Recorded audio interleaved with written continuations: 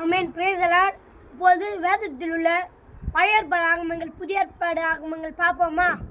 பழைய ஏற்பாடு ஆகமங்கள் 39, புதிய ஏற்பாடு ஆகமங்கள் 27, மொத்தம் 66 ஆகமங்கள். இப்பொழுது பழைய ஏற்பாடு ஆகமங்கள் பார்ப்போம். ஆதியாகமும், யாத்திராகமும், லேவியராகமும், எண்ணாகமும், உபாகமும், யோசுவா, நியாயாதிபதிகள், ரூத், 1 சாமுவேல், 2 சாமுவேல், 1 ராஜாக்கள், 2 ராஜாக்கள், 1 நாளாகமும், 2 நாளாகமும், எஸ்ரா, நெகேமியா, எஸ்தேர், யோபு, சங்கீதம், நீதிமொழிகள், பிரசங்கி, உன்னத பாட்டு, ஏசாயா, எரேமியா, புலம்பல், எசேக்கியேல், தானியேல், ஓசியா, யோவேல், ஆமோஸ், ஒபேதியா, யோனா, மீகா, நாகும், ஆபகுக், செப்பனியா, ஆகாய், சகரியா, மல்கியா. அடுத்து புதிய ஏற்பாடு ஆகமங்கள்.